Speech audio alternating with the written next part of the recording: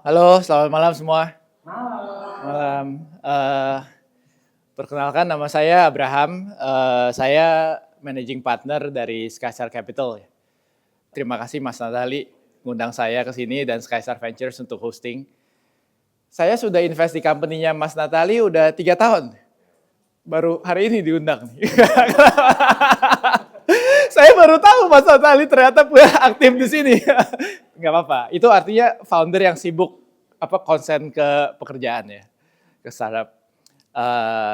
Anyways, boleh saya survei sedikit. Siapa di sini yang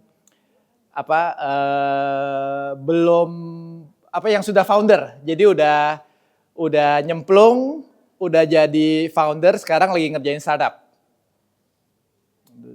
Mungkin sekitar 20%, 30% lumayan ternyata founder semua. Siapa yang sedang mikir mau belajar, sedang mikir mau networking tapi masih kerja di tempat lain, masih gawe? Oh sedikit ya. Majority founder nih jadinya. Sisanya siapa? Siapa yang mahasiswa lagi belajar, mau dengar-dengar? Satu. Siapa yang iseng-iseng aja mau minta tanda tangannya Mas Natali? Yang lain ngapain? Sorry, kalau boleh tahu jadi mayoritas founder ya? Founder. Oke, mungkin saya tanya, siapa di antara founder yang udah ada external funding? Oke. Jadi kalau boleh saya simpulkan, jadi memang teman-teman ini udah jadi founder, lagi fundraising lah ya, atau mau mulai fundraising. Jadi udah ada ide, udah mulai ngerjain, udah bikin tim. Sekarang gimana caranya fundraising nih? Dan memang biasanya ketika mulai fundraising, ya pertanyaan utama, ya salah satu pertanyaannya bagaimana, terus valuasi segala macam gitu ya. Mudah-mudahan sharing saya hari ini berguna. Mungkin juga ya karena udah agak malam dan saya agak capek. Kayaknya teman-teman juga udah. Saya akan materinya tuh lumayan dense ya, dibikin oleh tim saya. Tapi saya akan persingkat. Mungkin lebih enak kita ngobrol aja, ya tanya jawab seperti itu ya. Tapi saya akan go through dulu secara cepat poin-poin utama.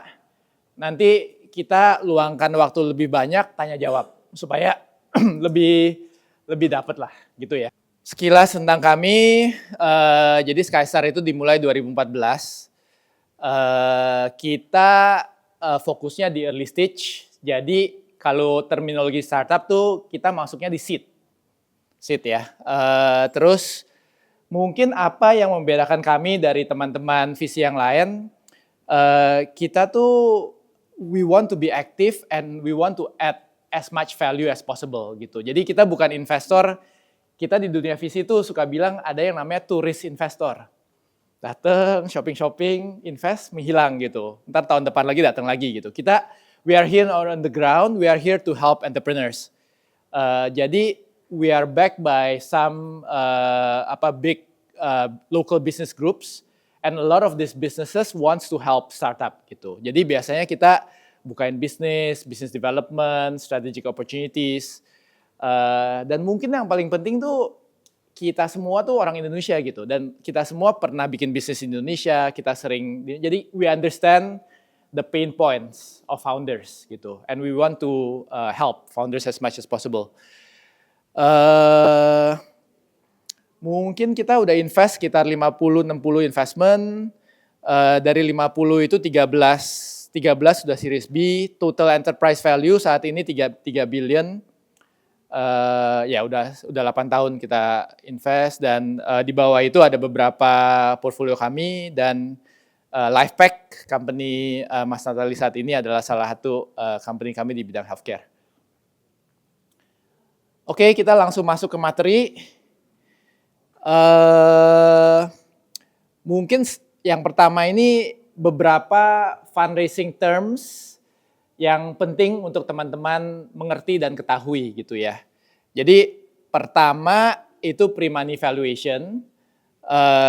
Jadi value berapa valuasi company sebelum dana yang di raise masuk, itu biasanya dibilang pre-money. Post money itu valuasi ditambah cash yang masuk gitu ya. Cap table itu list of all the shareholders in the company. Lead investor itu biasanya ada satu investor yang di-engage untuk negosiasi terms. Biasanya yang lain ikut dari lead investors. Term sheet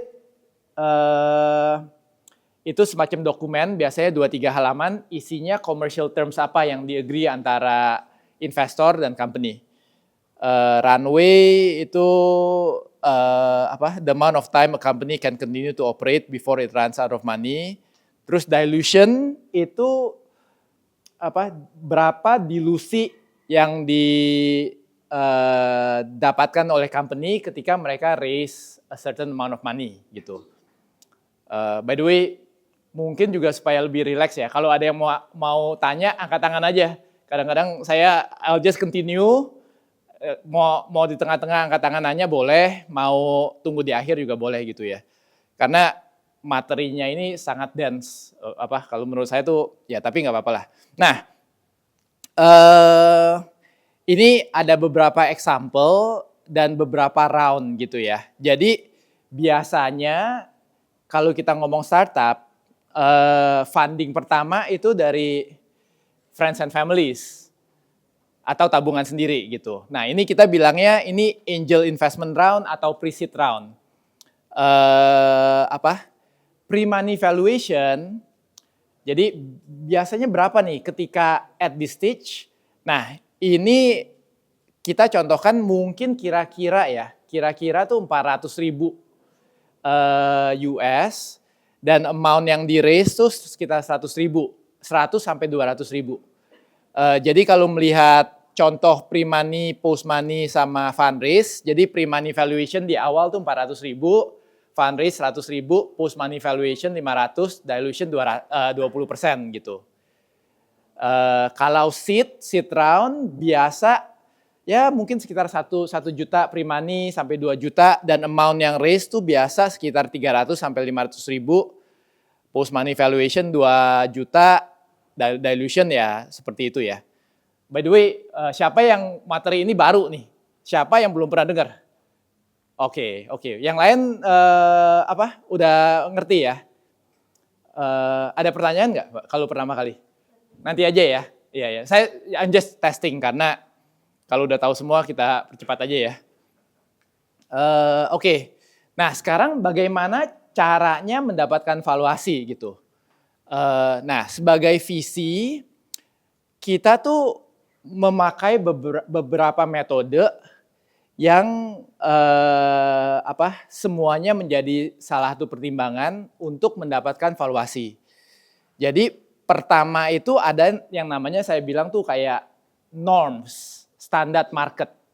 Jadi kalau di market Indonesia tuh ada norms kalau misalnya pre-seed tuh berapa, itu yang tadi saya bilang.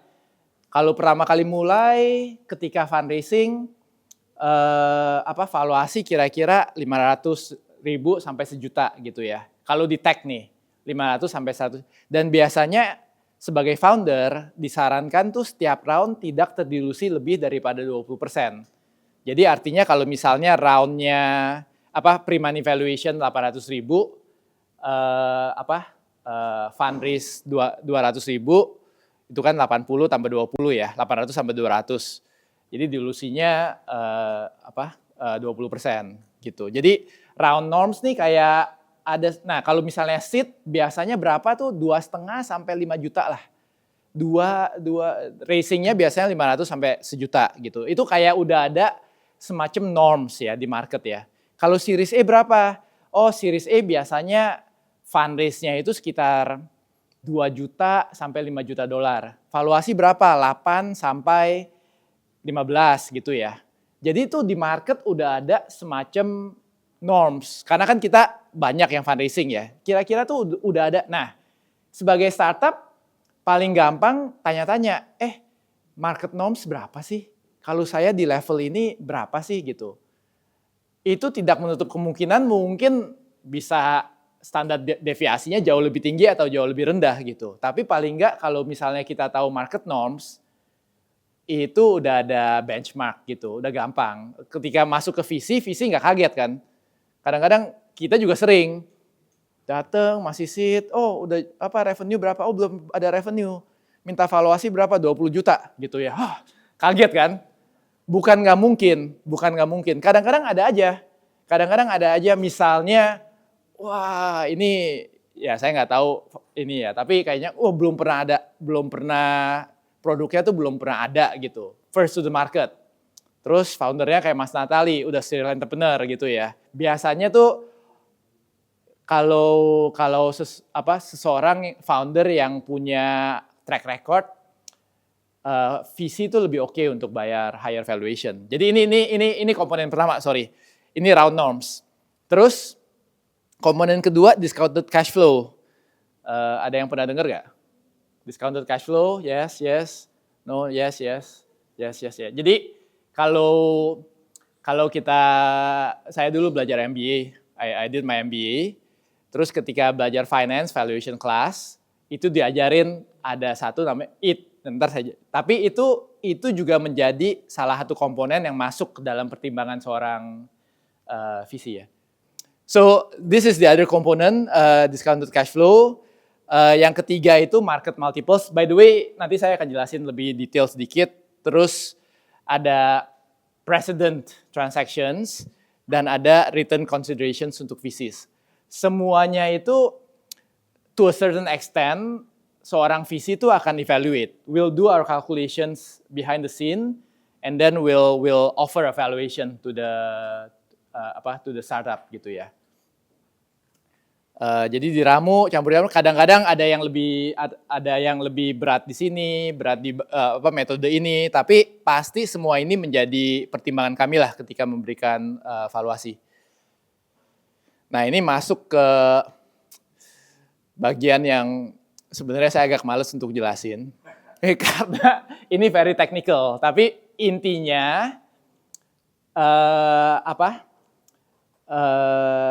cash yang ada, yang setiap company kan pada akhirnya akan menghasilkan cash flow untuk pemegang saham gitu ya.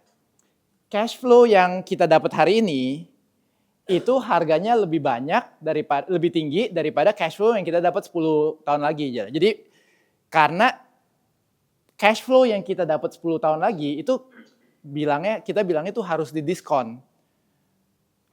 Kalau misalnya saya tanya ya, teman-teman mau dapat 10 juta hari ini, apa mau dapat 10 juta tahun depan? 10 tahun lagi, pasti semua minta hari ini kan. Nah, berapa harga cash flow yang kita terima 10 tahun ke depan? Itu didiskon tuh caranya gampangnya gini aja. Berapa sih investment yang saya harus taruh di bank saat ini sehingga 10 tahun lagi menghasilkan 10 juta gitu. Jadi ada formulanya, diskon pakai interest rate, nanti ketemu, kalau misalnya kalau saya ada 8 juta hari ini, saya taruh di bank, mengumpulkan bunga, 10 tahun lagi itu dapat jadi 10 juta. Nah, jadi biasanya tuh kalau namanya discounted cash flow, ada yang namanya discount rate, dan tahun ketika kita mendapatkan cash flow itu, cash flow-nya tuh value-nya turun gitu ya. Jadi cash flow yang kita dapat di tahun ke-6, misalnya ke-5, 6 juta dolar, discounted cash flow per hari ini tuh 4,7 gitu. Sorry ya, agak bingung ya, agak technical ini. Tapi kalau kita ke Excel, itu kalian bikin sama dengan NPV, terus dimasukin cash flow, dimasukin discount rate, keluar, ada hitung-hitungannya. Ini very technical dan orang-orang finance biasanya belajar ini. Ini something yang all finance people will do gitu when evaluating the value of a company. Nanti kalau misalnya ada yang mau pertanyaan lebih dalam boleh, di Google juga keluar. Tapi ini salah satu metode untuk valuasi. Oke, moving on. Nah, ini yang lebih sering dipakai, ini market multiples. Jadi setiap gampangnya gini sih. Jadi kita lihat ke public market untuk sektor yang mirip itu what are the trading multiples. Jadi ini shortcut untuk mendapatkan valuasi sebuah company gitu. Kalau di market siapa yang teman-teman ada yang main saham nggak? Nah, kalau di dunia saham tuh biasanya ada beberapa ini PE ratio. Jadi di atasnya PE itu price to earning ratio. Net profit berapa, market cap berapa, itu dibagi itu mendapatkan PE ratio gitu ya. Sering juga multiple yang dipakai itu EV EBITDA. Ini yang kedua nih, enterprise value equals to market cap plus debt kurang cash and less minority interest. Ada juga price to sales. Ada juga price to GMV, ada juga price to loan book. Gitu. Jadi ketika kita ini salah satu metrik yang sering sekali dipakai ketika mengevaluasi valuasi sebuah startup. Biasanya kita sebagai VC kita akan compare sektor apa yang sedang dianalisa, public market comparables itu seperti apa, perusahaan yang sudah listed itu multiples-nya seperti apa, dan kita apply itu ketika kita mengevaluasi sebuah startup.